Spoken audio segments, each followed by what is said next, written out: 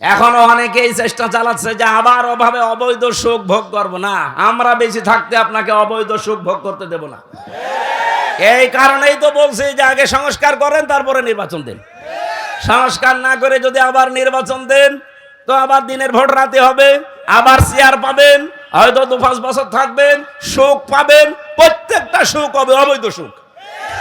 আর আপনি অবৈধ সুখ ভোগ করে এর পরে পরে যে অশান্তি আসবে, আপনি মাজলুম মানুষ, আপনাদের উপরে অশান্তি আসুক এটা আমরা চাই না, এই জন্যই তো এত বাধা দেওয়া হচ্ছে।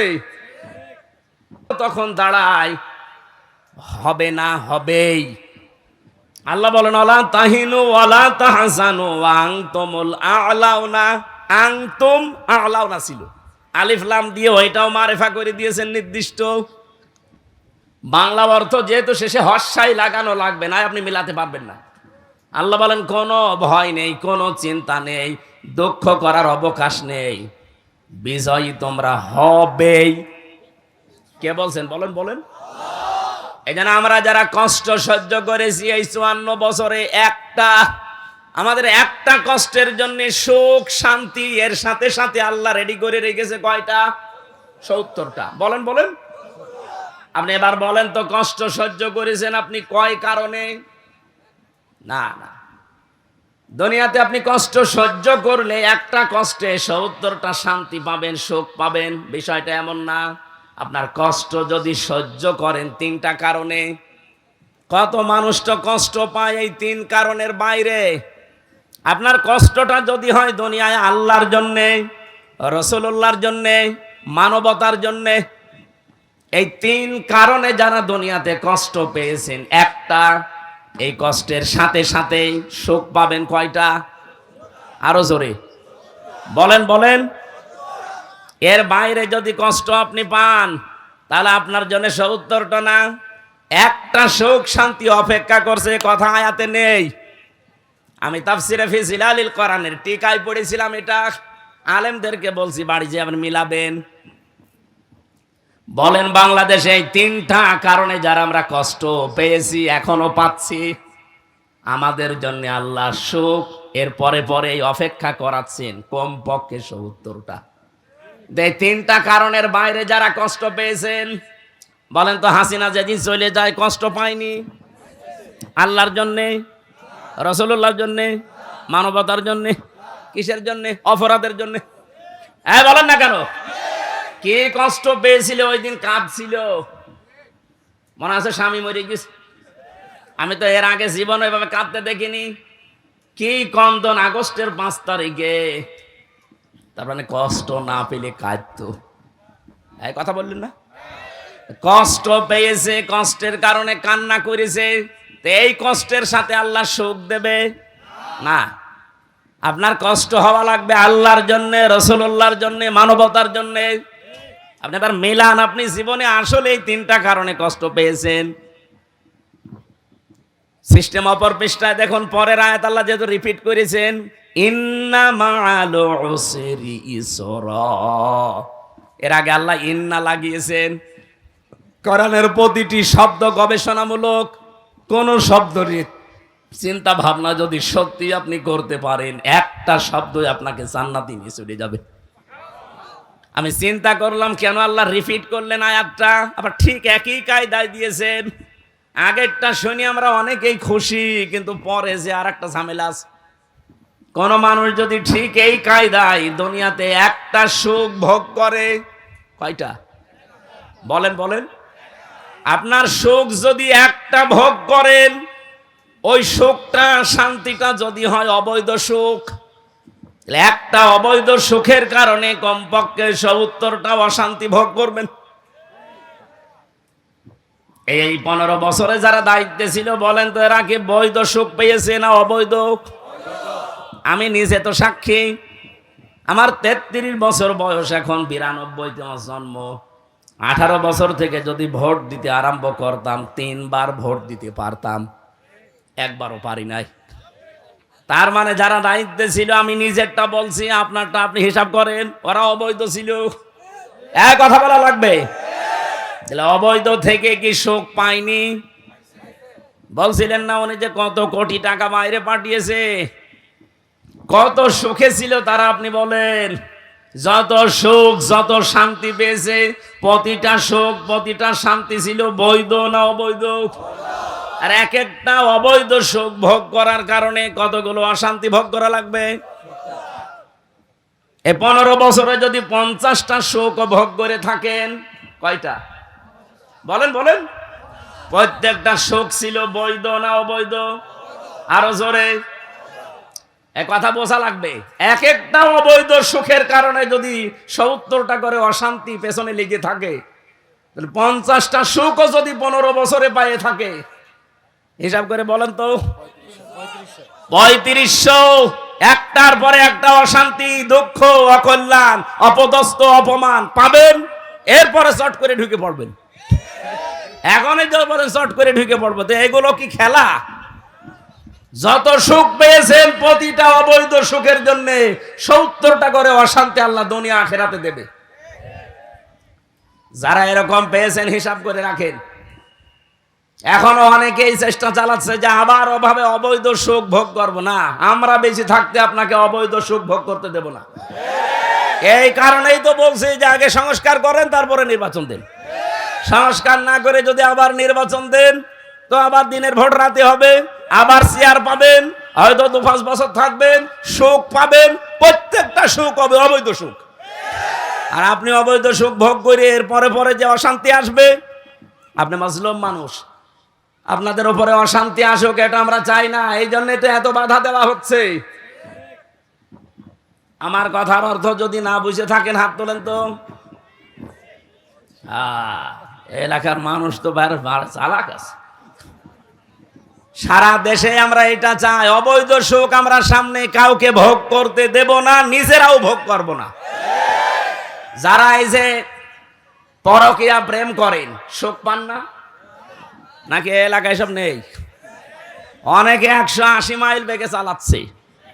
যারা এই লাইনে আছেন, এই সুখ এই শান্তি যদি একটা অবৈধ সুখ পান, কয়টা অশান্তি আসবে দুনিয়ায়? সুতরাং এরকম লাইনে যারা আছেন, মা বোনেরাও যদি থাকেন, এক্ষুনি ওই মোবাইল নাম্বার ডিলিট করে দিন যে আমি এই অবৈধ সুখে আর নেই। যারা রাজি আছেন হাত তোলেন তো। আরে আল্লাহ, দাঁড়িয়ে এলাম মানুষ। আপনি কার সাথে লাইন আছে আপনার? না, আমি হাসির জন্য বলি নাই। আপনারা হাত তুললেন কোন কারণে ভাই? এলাকায় এসব লাইন ঘাট চলছে। যারা অবৈধ কাজে আছেন, এই মুহূর্তে থেমে যান। কোন কারণে আপনি অন্যের স্ত্রীর সাথে, অন্যের মেয়ের সাথে লাইন করবেন? আপনার নিজের বৈধ স্ত্রী থাকতে আপনার স্ত্রীর ভেতরে যা আছে, অন্য মেয়ে লোকের ভেতরে বেশি কিছু আছে? বলেন কোন কারণে অবৈধ কাজ করা লাগবে? বলেন না শান্তি পাই। শান্তি আপনার নিজের আসল বৈধ জায়গায় নেই। অনেকের প্রশ্ন যে বৈধ জায়গায় শান্তি পাওয়া যায় না, কারণ ওরা মন মতো চলে না। এইটা মেয়েদের দোষ। সম্মানিত মা বোনেরা, শুধু নামাজ পড়া, রোজা রাখা, কালো বোরকা পরা ইবাদত না। স্বামী আপনাকে যেই সুরতে দেখতে চায় ঘরের ভেতরে, ওই সুরতে থাকা ইবাদত। আপনার স্বামী যদি মন মানসিকতা এমন হয় যে আপনাকে খোলামেলা দেখতে চাই, থাকবেন খোলামেলা, কোনো অসুবিধা নেই। যদি বলে হাঁটা কাটা ব্লাউজ গায়ে দিলে ভালো লাগে, আপনি তাই গায়ে দেবেন। হযরতে খাদিজাতুল কুবরার জীবনী পড়েছি। জীবনে কোনোদিন এক ওয়াক্ত নামাজ পড়েননি, একটা রোজা রাখেননি, একদিনের জন্য তিনি পর্দায় ছিলেন না। অথচ আল্লাহ নিজে তাকে সালাম দিয়েছে জীবিত অবস্থায়। জান্নাতে ঘর বানিয়ে তার জন্য আল্লাহ পাঠিয়েছে, সুসংবাদ দিয়েছে। পুরা জীবনী তার আমি পড়ে দিয়ে গেছি। এই যে বিধানগুলো তিনি মানেননি কেন? কারণ তার ইন্তেকালের পরে এগুলো সব নাজিল হয়, এজন্য উনি মানতে পারেননি। কিন্তু আল্লাহ তাকে সালাম দেওয়া, জান্নাতে ঘর বানিয়ে পাঠিয়ে দেওয়া একটা কারণ পেয়েছি। জীবনে কোনোদিন জীবিত অবস্থায় যতদিন সংসারে ছিলেন, একদিনের জন্যও স্বামীর মনে তিনি দুঃখ দেননি, কষ্ট দেননি। আল্লাহ এত খুশি হয়েছিল এই কারণে জান্নাতে ঘর বানিয়ে তার জন্য পাঠিয়ে দিয়েছেন সুসংবাদ, এবং আল্লাহ নিজে সালাম দিয়েছেন। এখানে যারা স্বামী আছেন, মিথ্যা কথা বলবেন না। আল্লাহর দিকে তাকিয়ে বলেন তো, জীবনে কোনোদিন আপনার বউ একদিনের জন্য আপনাকে দুঃখ দেয়নি, এরকম একটা স্বামী হাত তোলেন তো। একজনও নেই। সম্মানিত মা বোনেরা ওখানে দাঁড়িয়ে কি কি দেখছেন? কি আপনার স্বামী দেখেন হাত তোলে কিনা? একটা স্বামীও হাত তুলতে পারেনি, সভাপতি পারেনি, প্রধান অতিথিও পারেনি, আমিও পারিনি। মিথ্যা কথা বলবো কেন? এটা রেকর্ড হচ্ছে, লাইভ চলছে। ম্যাডাম দেখে দেখুক, কপালে যা আছে হোক, কিন্তু মিথ্যা কথা বলা যাবে না। সম্মানিত মা বোনেরা, হচ্ছে না। এতগুলো স্বামী বসে আছি আমরা, একটা মানুষও হাত তুলতে পারি নাই। তা আপনি খাদিজার সাথে জান্নাত যাবেন কি করি? ওদের একজন বলছে ঠিক, তার মানে ও মনে হয় ঝামেলায় আছে।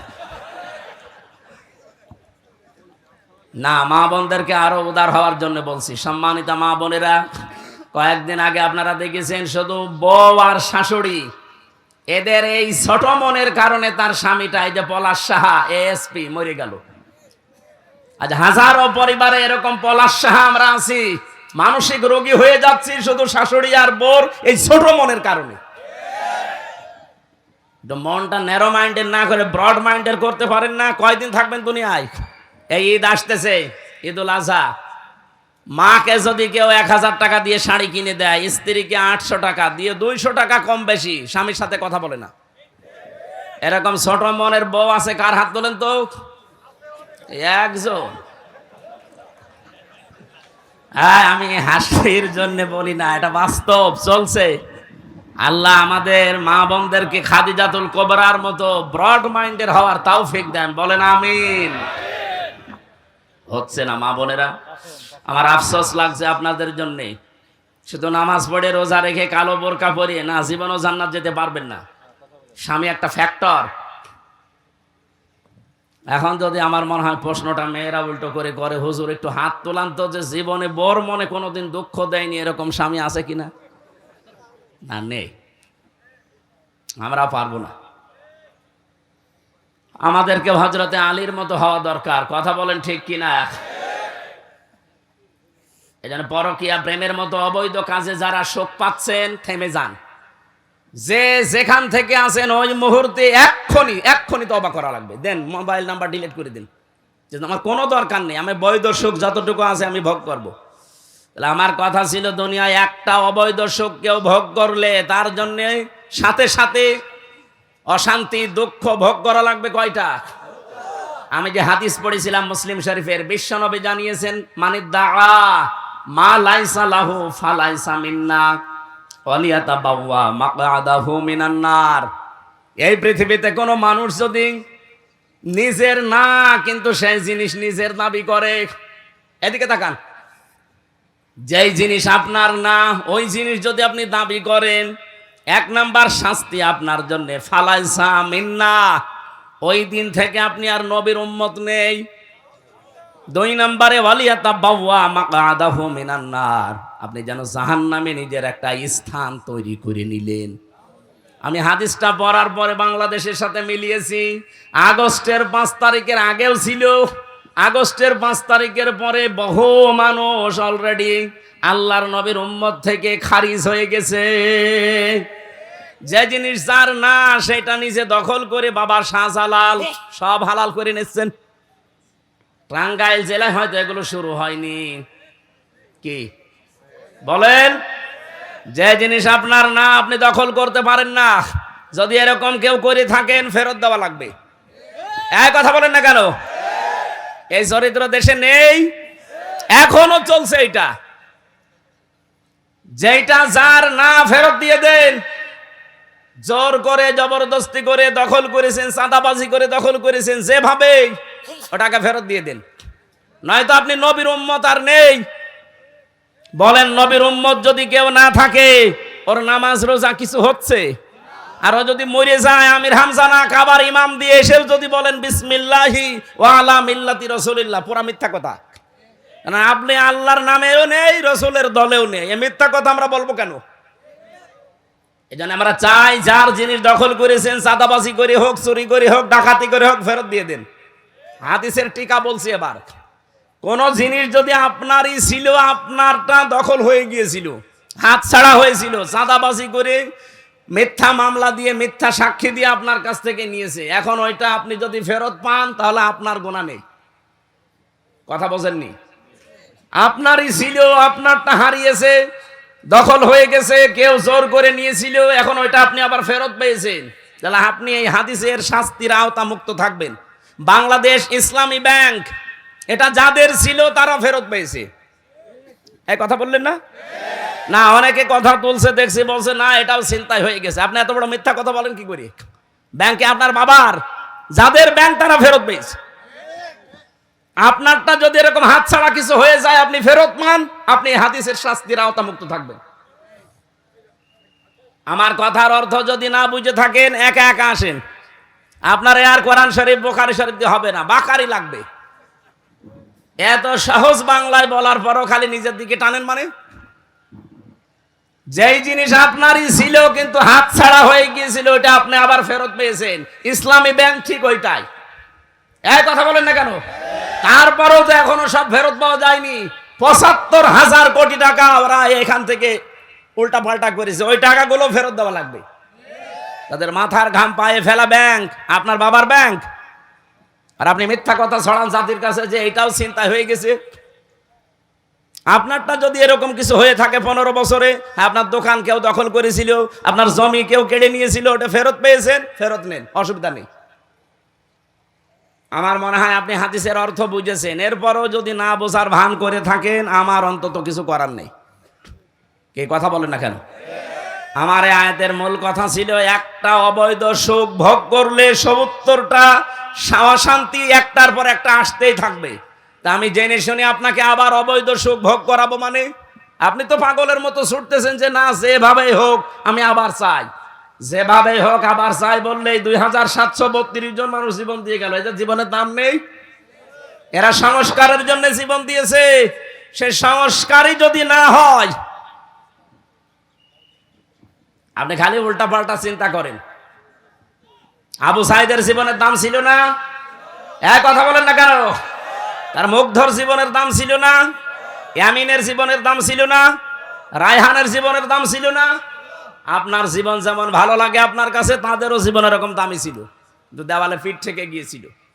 অনার্স মাস্টার্স করার পরে একই ক্লাসে, শুধু দলীয় পরিচয় নেই, এই জন্য তার জায়গা মতো উঠতে দেয় না। এই অফিসার দেশে ছিল কিনা? এইটাই তো দূর করার জন্য তারা জীবন দিয়ে গেল। মানে সেইটা এখনো দূর হয়েছে না। আমরা চাই ১৬২৮ জন মানুষ দায়িত্বে ছিল, এই জালেমদেরকে যারা সহযোগিতা করেছে, টিকিয়ে রেখেছে, প্রত্যেকটা জালেম, এই সবগুলো চেয়ার থেকে নামান, নিরপেক্ষ মানুষ ওখানে দেন, এরপরে কালকে নির্বাচন দিয়ে দেন। না, এগুলো কিছু না, বাবা কিচ্ছু চায় না, নির্বাচন চায়। নির্বাচন দিয়ে করবো কি? আবার দিনের ভোট রাতে হয়ে যাবে। এক লোক বিয়ে করার পরে বাসর রাতে স্ত্রী ডাক দিয়ে বলছে, স্ত্রীকে এসে দাদি শাশুড়ি বলছে, দেখো ও নাতি বউ, আমি কিন্তু পতি চাই। বউ তো লজ্জায় ডাক দিয়ে বলছে, দাদি আপনি আমার একটু সময় দেবেন না? আপনার নাতি এখনো বাড়ির বাইরে ঘরে আসে না, আর আপনি এখনই পতি চান? শাশুড়ি এসে বলছে, বউ মা আমার কিন্তু নাতি চাই, মা আপনি সময় দেবেন না? ননদার দেবর এসে বলছে, ভাবি কি করবা জানি না, আমাদের কিন্তু ভাতিজা চাই। আচ্ছা ঠিক আছে, সময় দাও। স্বামী এবার এসে বলছে, বউ আমার বেবি চাই। ও ঘোমটা ফেলে দিয়ে বলছে, ওই বংশ কি সব পাগলের বংশ? কারো পতি চাই, নাতি চাই, বেবি চাই, কারো ভাতিজা চাই। আমরা সময় দেবেন না? 10 মাস 10 দিন সময় দেন, এরপরে বাকি কাজ কারবার ঠিক হোক। কিছুই নেই, এসে আপনি বসে পড়লেন আর সব চাই আমি কি ডাউনলোড করে নিয়ে আসবো? ঠিক আমাদের অবস্থা এখন এই পর্যায়ে আছি, আমরা কিচ্ছু চাই না। বাবা কি চাও? নির্বাচন চাই। আরে নির্বাচন তো আমরাও চাই, তা আপনি আবার ওদের দিয়ে নির্বাচন করাবেন? ওই ১৬২৮ জন মানুষই আছে, টাঙ্গাইলটা কুষ্টিয়ায়, কুষ্টিয়ারটা কুমারখালী, এই গেছি। তাহলে মাল তো সব একই আছে। এই কথা বলেন না কেন? আমরা তো এইটাই চাচ্ছি যে এই ১৬২৮ জন মানুষ পাল্টান, হয় সবগুলো জালেম, নয় জালেমের দোষর। এরা থাকাকালীন আবার হবে, আবার আপনারা অবৈধ সুখ পাবেন। এক একটা অবৈধ সুখের কারণে ৭০টা করে অশান্তি পাবেন। আমরা তো এটা করতে দিতে চাই না। এই কারণে আজকের তেলাওয়াত কিন্তু আয়াতটা পড়লাম। সূরা আলে ইমরান 104 নম্বর আয়াত, আল্লাহ বলেন অলতাকুম মিনকুম, তাকিদ দিয়েছেন অবশ্যই তোমাদের ভেতরে একটা দল থাকতেই হবে। শুধু থাকতে হবে না, থাকতেই হবে। 14টা দল না, মিনকুম উম্মাতুন, এটা একটা দলের কথা, আলিফ লাম দেয়নি, তাহলে দলটি হতো। আল্লাহ বলেন উম্মাতুন মানে একটা দল, মাস্ট বি, তোমাদের ভেতরে একটা দল থাকতেই হবে। কি করবে সেই দলের মানুষেরা? ইয়াদউনা ইলাল খায়র, তারা ভালো কাজে ডাকবে। এখন ভালো কাজ কি? বাংলাদেশে তো এই শব্দটা নিয়ে ভেজাল আছে। ভালো কাজ আমরা মনে করি মসজিদে আসেন, একটু সেজদা দেন, জীবন চিল্লায় চলে যায়, চলেন, ভালো কাজ হয়ে গেল না। পীর সাহেবের দরবারের দিকে হাজারো মানুষ আমরা ডাকছি। এদেশে যারা একামতে দিন দায়িত্ব পালন করে, আসেন আপনি এই দলে আসেন, মিছিলে যাই, মিটিং করি, ভালো কাজ। কোনটা ভালো কাজ এ কথা দুনিয়ার মানুষের কাছে নিতে যাবেন, ও নিজের দিকে টেনে নেবে। ভালো কাজ কোনটা এ কথা বলবে কে? বলেন বলেন। এ পৃথিবীতে সবচাইতে ভালো কাজ কোনটা? সূরা সফের ভেতরে আমার আল্লাহ নিজে বর্ণনা দিচ্ছেন, যালিকুম খায়রুল লাকুম। আল্লাহ বলেন এইটাই ভালো কাজ, এইটাই। বলেন বলেন, ভালো কাজ কোনটা? এতটুকু আবার শেষ করেননি। যালিকুম খায়রুল লাকুম, এইটাই ভালো কাজ। ইন কুনতুম তা'লামুন, যদি বুঝে থাকো। কি বুঝিয়েছেন আল্লাহ? এর আগের শব্দগুলো জান। হাল আদুল্লুকুম আলা তিজারাতিন তুনজিকুম মিন আযাবিন আলীম, আমি কেমন একটা ব্যবসার দালালাত করব। দালালাত মানে ইঙ্গিত দেওয়া, দালালাত মানে জানিয়ে দেওয়া, দালালাত মানে ঘোষণা দেওয়া। আল্লাহ পাক বলেন আমি কি এমন একটা ব্যবসার কথা জানাবো যেটা করলে জাহান্নামে যাওয়া লাগবে না। তো উমিনুনা বিল্লাহি ওয়া রাসূলিহি ওয়া তুজাহিদুনা ফি সাবিলিল্লাহ বিআমওয়ালিকুম ওয়া আনফুসিকুম। আল্লাহর প্রতি ঈমান আনার পর, রাসূলের উপরে ঈমান আনার পর, এই দুইটা দাবিকে সামনে নিয়ে জান আর মাল আল্লাহর রাস্তায় জিহাদের মাধ্যমে যারা চেষ্টা চালাবে। জিহাদ মানে কিন্তু শুধু মারামারি করা না, সর্বাত্মক প্রচেষ্টা চালানোর নাম জিহাদ। এই তিনটা মূলধন নিয়ে, পুঁজি নিয়ে যারা এগিয়ে যাবে, আল্লাহ বলেন এইটাই ভালো কাজ। তাহলে পৃথিবীতে যত ভালো কাজ আছে, বলেন তো ভালো কাজ কোনটা? এ ব্যাখ্যা দুনিয়ার মানুষের কাছে যাওয়া লাগবে। আল্লাহ বলছেন যারা আমার প্রতি ঈমান আনে, ঈমানের সাথে কোনো শিরিক মিশ্রণ করে না, জুলুম মিশ্রণ করে না, আমার রাসূলের প্রতি ঈমান আনে, তার ওই 63 বছরের জীবনের 23 বছর যারা পঙ্খানো মেনে চলে। বাংলাদেশে বহু মানুষ শুধু রসুলের 13 বছর মানতে চায়। ওই যে মক্কার জীবনে মার খেয়েছে, কিন্তু মদিনার জীবনে যে 10 বছর তিনি রাষ্ট্রপতি ছিলেন, এইটার কথা বলতে গেলেই বলে এটা দুনিয়ার কাজ, এটা রাজনীতি। এরকম মানুষ দেশে নেই? বলেন বলেন। রাসূলুল্লাহকে মানতে হলে শুধু 13 বছর মানলে হবে না, 23 বছরই মানা লাগবে। আমরা ওইটা চাই। যেহেতু 13 বছর রাসূলুল্লাহ মার খেয়েছিলেন, 10 বছর রাষ্ট্রপ্রধান ছিলেন, আমরা অলরেডি 15 বছর মার খেয়েছি, 10 বছর এখন কোরআন দিয়ে দেশ চালাতে চাই। আগামীতে নির্বাচনে 300 এমপি, 151 জন মানুষ যদি আলামিন ভাইয়ের মতো কোরআন বুকে নিয়ে সংসদে যেতে পারে, ওনারা যদি প্রথম অধিবেশনে বলে মাননীয় স্পিকার আমরা নামাজের বিল চাই, আমরা যাকাতের বিল চাই, শফিকুল ইসলাম খান, 300-র ভেতরে মাত্র 151 জন যদি কোরআন শরীফ বুকে নিয়ে ঢুকতে পারে, প্রথম দিনই উনি বলবে যে হাত তোলেন। এরকম শফিক ভাইয়ের মতো 151 জন যদি হাত তোলে, ওই বিলটা কায়েম হয়ে যাবে। ওই দিন থেকে 18 কোটি মানুষ নামাজ আদায় করবে, যাকাত দিতে বাধ্য হবে, রাষ্ট্রীয়ভাবে আদায় করা হবে। আপনি ভোট দিয়েছিলেন শফিক ভাইকে একটা, প্রতিদিন আপনি 18 কোটি মানুষ নামাজ পড়লে যা হয় ওই পরিমাণ সওয়াব প্রতিদিন পাবেন।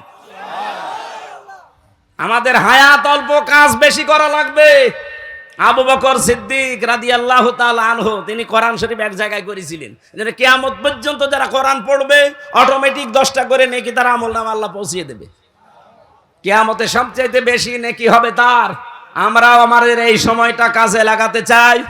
শফিক সাহেবের মতো বাংলাদেশে যারা কোরআন বুকে নিয়ে যেতে পারে, আমি এখানে দল বেদল রাজনীতি বুঝি না, আমরা চাই এই দেশে কোরআনের এই 4টা বিধান, আল্লাযীনা ইম্মাক্কান্নাহুম ফিল আরদ আকামুস সালাত ওয়া আতাউজ যাকাত ওয়া আমারু বিল মারুফ ওয়া নাহাউ আনিল মুনকার, এই 4টা কাজ যারা জারি করতে চাই, আমরা তাদের পেছনে আছি কোরআনের নির্দেশের কারণে। কোরআনের নির্দেশ না থাকলে জীবনও আমরা এই কথাগুলো শুনতামও না, মানতামও না। এই কথা বলে না কেন? আমরা শুধু মানতে চাচ্ছি আমার আল্লাহর কথা। 151 জন সত্যি কথা বলেন তো, যদি যেতে পারে দেশের চিত্র পাল্টিয়ে যাবে না? চুরি হবে না, ডাকাতি হবে না, ছিনতাই নেই, চাঁদাবাজি নেই, এ দেশটা আল্লাহর কসম দাঁড়িয়ে যাবে। কয়েকদিন আগে আমি মালয়েশিয়া ছিলাম, ওরা 2004 সাল থেকে দাঁড়িয়ে গেছে। সিঙ্গাপুর, ওখানে গিয়েছিলাম, ওরাও 2005 সাল থেকে দাঁড়িয়ে গেছে। এতটুকু একটা দেশ, এই টাঙ্গাইলের মনে হয় 4 ভাগের 1 ভাগ এই সিঙ্গাপুর, এই দিক ওদিকে মাত্র 42 কিলো। এতটুকু একটা দেশ আজ বিশ্বে 257টা দেশের ভেতরে আমার মনে হয় 10টা দেশ থাকলে তারা একটা। আপনাকে গোনা লাগবে তাদের। তারা যদি আজ দাঁড়িয়ে যেতে পারে, চুরি নেই, ডাকাতি নেই, আইনের শাসন আছে। আর আমাদের দেশের সামনে শুধু আইনের শাসন না, কোরআনের শাসন আসতেছে। এ দেশটা সোনায় সোহাগা হয়ে যাবে। আমি গ্যারান্টি দিচ্ছি, দেশ আল্লাহর কসম দাঁড়িয়ে যাবে। আগস্টের 5 তারিখের আগ পর্যন্ত একটা রিপোর্ট ছিল, এ দেশে মাত্র 100 জনের 15 জন মানুষ বলতো আমরা ইসলাম চাই। তার ভেতরে মাসুদ সাহেব একজন, মাত্র 15 জন।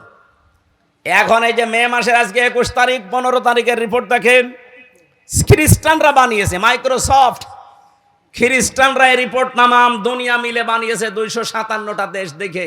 বাংলাদেশের রিপোর্ট তাদের এই যে এই দেশে এখন 100 জনের 77 জন মানুষ বলছে আমরা ইসলাম চাই। খ্রিস্টানরা আমাদের ভালো চাই, আমাদের বিপক্ষে যা আছে সেই কথা বলে, কিন্তু এটা বলতে বাধ্য হচ্ছে। 100 জনের 77 জন মানুষ এখন চাচ্ছে যে আমরা ইসলাম চাই। গোবিন্দ পরামানিক পর্যন্ত, এই হিন্দু বেটা পর্যন্ত বলছে দেশে যদি ইসলাম আসে সবচাইতে বেশি নিরাপদে আমরা থাকতে পারবো। সুবহানাল্লাহ বলতে পারেন না? আমরা এতে সামনে এটা দেখাতে চাচ্ছি। এই জন্যই তো এই কল্যাণের দিকে ডাকি মানুষকে, আসেন, এইটাই আসল কল্যাণ। যতদিন আল্লাহর দ্বীন এ দেশে কায়েম না হবে, আপনি কখনো পূর্ণাঙ্গ ইসলাম মানতে পারবেন না। হয়তো আংশিক কিছু মানবেন। ওয়ায়ামুরুনা বিল মারুফ ওয়া ইয়ানহাউনা আনিল মুনকার, তারা ভালো কাজে আদেশ করবে, অন্যায় কাজে নিষেধ করবে। এটা বাংলা অর্থ। ওই